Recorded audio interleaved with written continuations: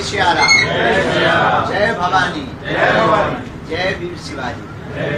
आप लोग ठीक हो?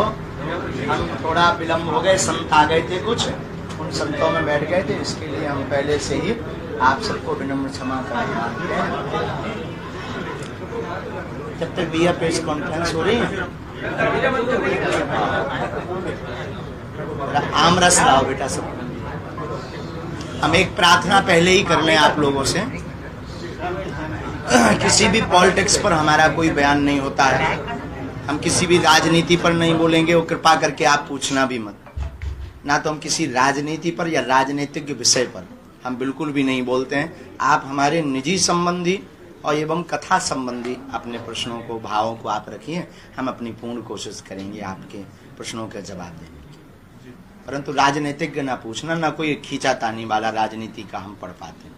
बाबा जी राजनीतिक नहीं है, कर्नाटक में बजरंगबली का विरोध हुआ है, हम सब भक्त हैं, आप भी भक्त हैं, उसको लेकर क्या करेंगे? हनुमान जी के विरोध या संतों का विरोध, भगवान का विरोध करने का अधिकार है। किसी भी भगवान की, किसी भी पंथ के भगवान का विरोध करने का अधिकार ना तो इस पूरी दुनिया में है, ना हो सकता, ना भारत में किसी भी व्यक्ति को है। अपनी अपनी निजी आस्था है, अपनी निजी आस्था के आधार पर अपने अपने इष्ट के प्रति समर्पित रहना चाहिए। ये हमारा दुर्भाग्य है कि जो हनुमान जी का विरोध अगर कोई कर रहा तो ये देश का और हमारा दुर्भाग्य है जो ऐसे लोग यहाँ हैं। आप हिंदुत्व की बात करते हैं बाबा जी, केरल एक फिल्म आई है केरला स्टोरी कैसे जी, उसमें हिंदू लड़कियों को कैसे फंसाकर उन्हें IAS आतंकी संगठन के पास भेजा गया, ऐसी कई केस स्टडीज की बात फिल्म के द्वारा की गई है। आप कैसे देखते हैं कि कैसे जो लव जिहाद का एक मुद्दा बहुत बड़ा देश में है और हमेशा कई पॉलिटिकल पार्टियां उसे उठाती रही हैं, आप क्या कहेंगे? देखिए, केरल स्टोरी के जो निर्माता हैं उन्होंने दावा भी किया है कि ये 3 लड़कियों की कहानी सत्य है, और अगर ये यथार्थ पर फिल्म बनी, आई सपोर्ट। और हम यही कहेंगे कि सत्य का उजागर होना ही चाहिए, और सच्चाई एक ना एक दिन निकल कर आती ही है। और वर्तमान में प्रत्येक सनातनी हिंदू सत्य को प्रस्तुत कर रहा है।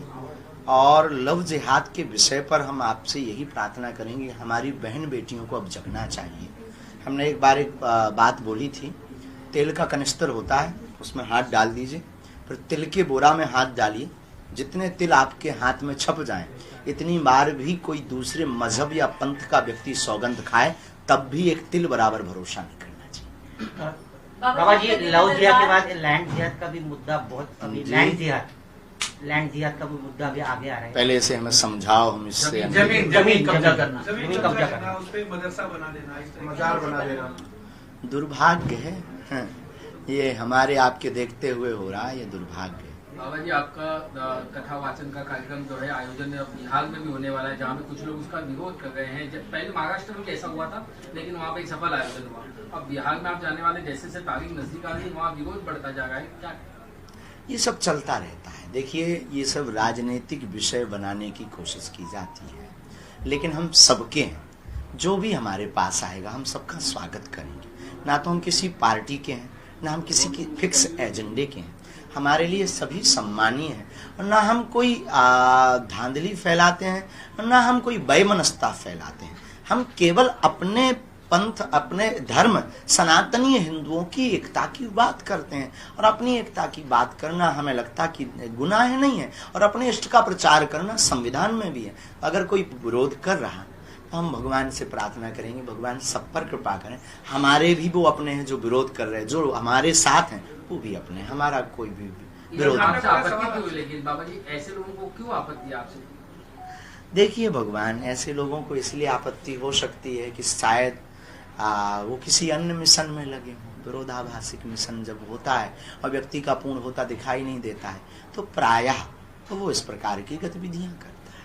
कर्नाटक में जो चुनाव प्रचार हुआ, उसमें बजरंग दल को बैन करने की बात कांग्रेस ने की, और उसे बीजेपी ने बजरंग बली से जोड़ने की पूरी कोशिश करती दिखाई दी।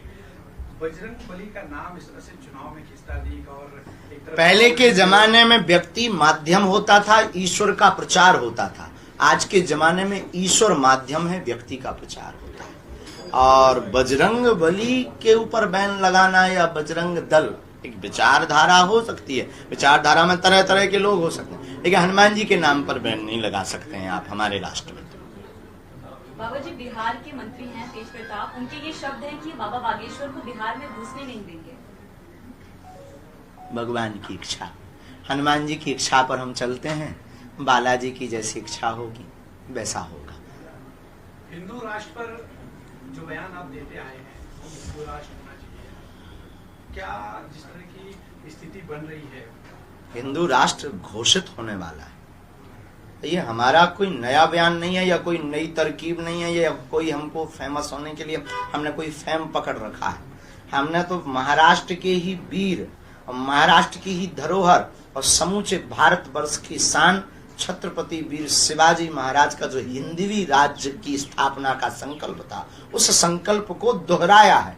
उस संकल्प को हमने सिर्फ बताया है कि भारत के हिंदू अगर तुम भूल गए हो तो बस अब जग जाओ। जो पूर्व काल में पूर्व समय में हिंदवी राज्य की स्थापना की बात हो रही थी, हमने उसे हिंदू राष्ट्र के साथ प्रस्तुत किया है।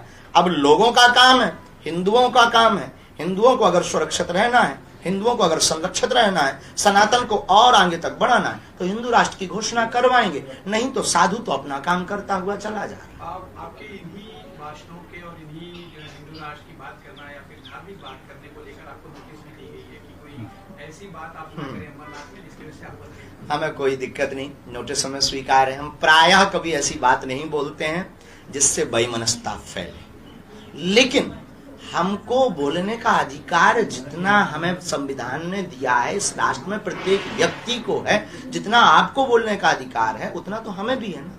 तो हम अपनी बात रख सकते हैं ना, मानना ना मानना बात। हाँ, हम किसी मजहब के खिलाफ बोलें, हम किसी भगवान के खिलाफ बोलें, हम किसी पुस्तक के खिलाफ बोलें, हम किसी व्यक्ति के खिलाफ बोलें पर्टिकुलर, तो बात अलग है।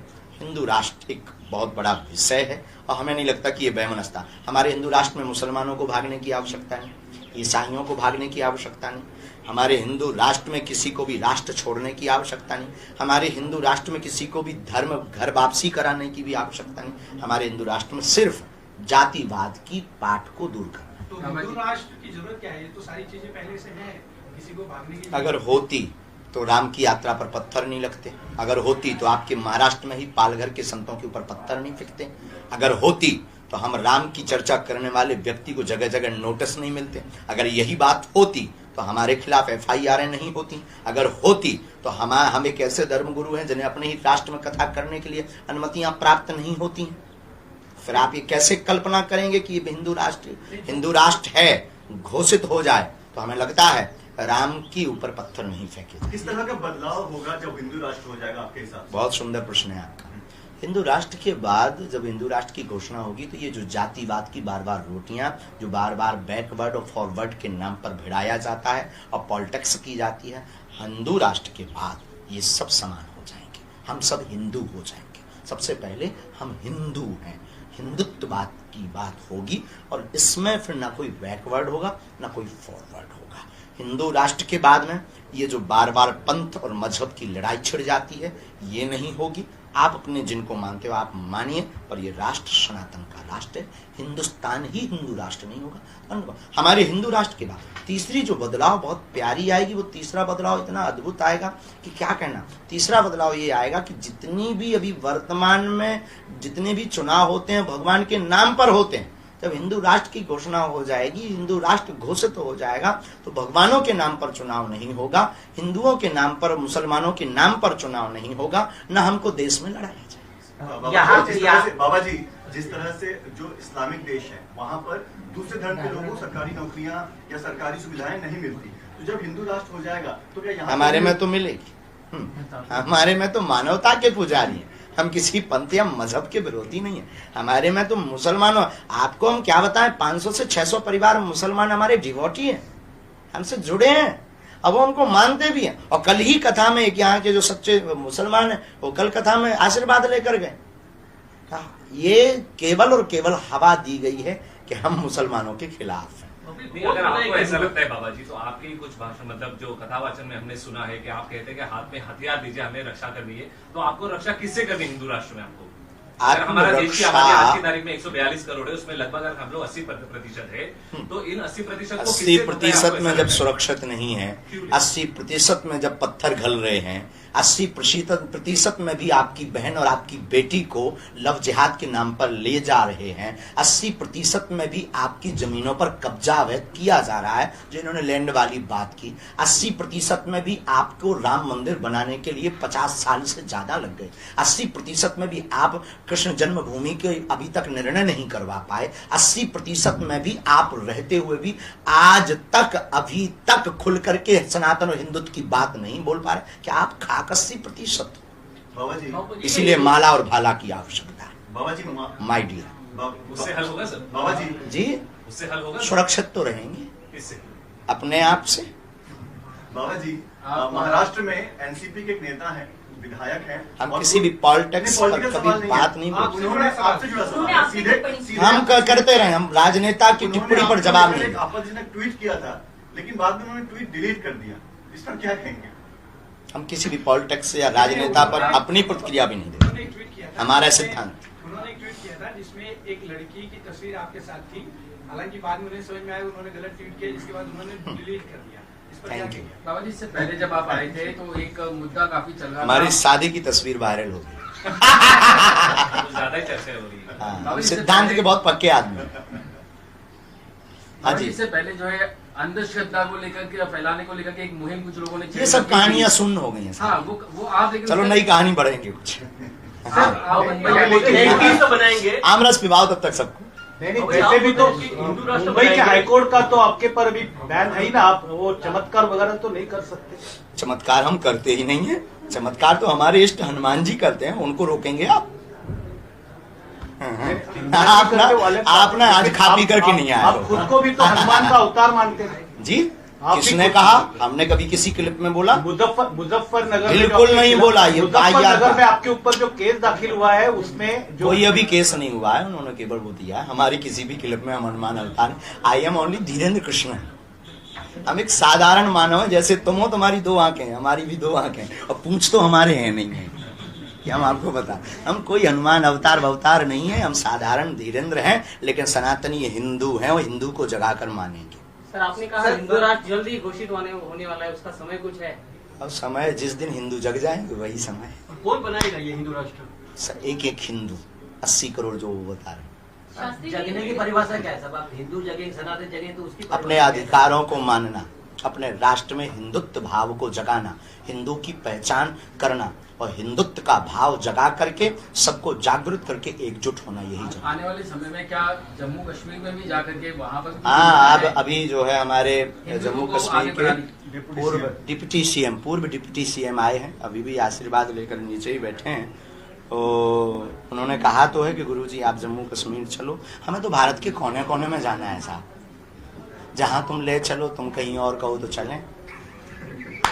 महाराज जी, 33 कोटि देवी देवताओं को कोटि कोटि प्रणाम कहा जाता है, वो 33 कोटि का अर्थ क्या होता है लोगों को बताइए। केरल फिल्म में यही दिखाया गया कि हिंदू लड़कियों के अपने संस्कृत के बारे में, हिंदू संस्कृत के बारे में ज्ञान नहीं होने के कारण वो भटक जाती है। बहुत सुंदर प्रश्न, बहुत सुंदर प्रश्न।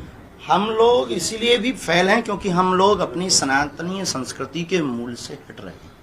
ना तो रामचरितमानस का अनुभव है, अन्य मजहब में, हमारे धर्म में तो प्रायः कम है, पर अन्य मजहब में उनकी मजहब की पढ़ाई अनिवार्य है। अपने सनातन धर्म में ये बहुत कम है। और मंदिरों के पुजारियों से भी हमारी प्रार्थना है, भारत के पुजारियों से, कि केवल पूजा करने से भगवान या आपको सुरक्षित नहीं रहना है। अब आपको प्रत्येक मंगलवार और शनिवार को धर्म की शिक्षा अपने मंदिरों में देनी चाहिए। प्रत्येक पुजारियों को, भारत के पुजारियों से हमारी प्रार्थना है कि प्रत्येक पुजारी धर्म की शिक्षा अपने मंदिरों से शनिवार और मंगलवार को छोटे छोटे बच्चों को दीजिए, तभी हमारा सनातन धर्म सुरक्षित रहेगा। 33 कोटि देवता, इसे कई लोग 33 करोड़ कह देते हैं। 33 करोड़ नहीं है, 33 कोटि है। कोटि है मतलब 33 प्रकार के ऑफिस, 33 ऑफिस। और हमारा सनातन धर्म इसीलिए व्यापक है, इसीलिए आदि है, इसीलिए बड़ा है, इसीलिए महत्वपूर्ण है, क्योंकि सनातन धर्म एक ऐसा धर्म है जिसके पास विकल्प ही विकल्प है। आप राम जी को नहीं मानते, कृष्ण को मानिए।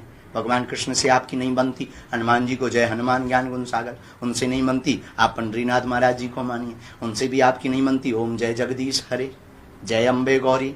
अन्य धर्मों में ऐसी मजहबों में ऐसी व्यवस्था नहीं है, उनके पास एक ही भगवान है, एक ही पुस्तक है। अपने पास तो 4 वेद, 6 शास्त्र, 18 पुराण, 108 उपनिषद, गीता, रामायण, महाभारत, हमारे पास अनंत बहुत सी व्यवस्थाएं।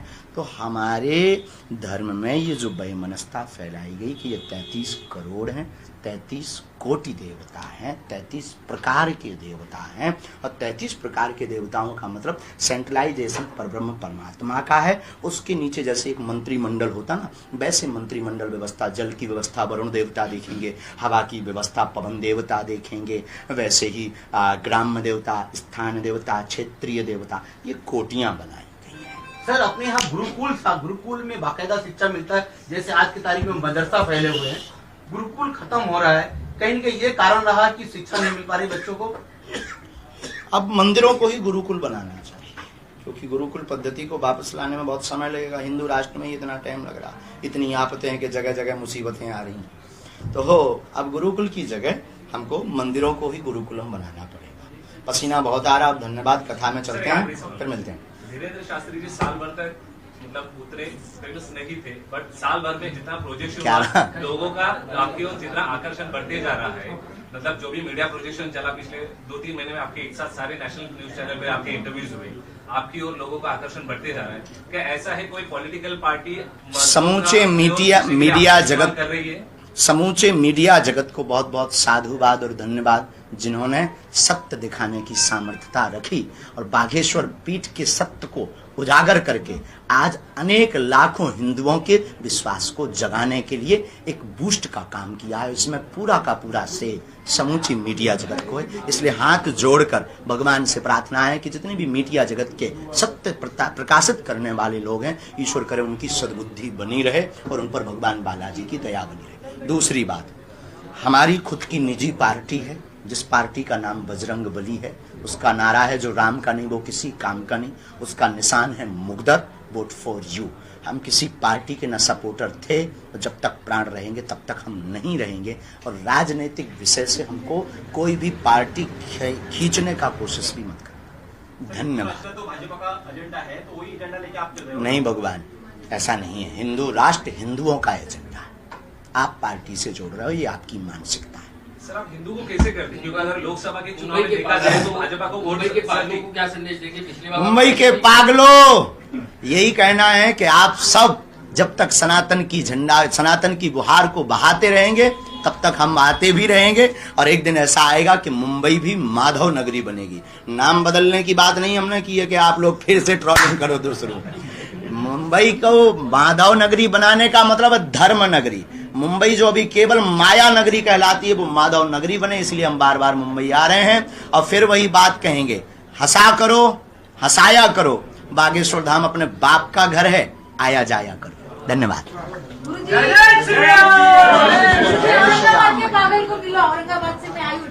जय हो भैया।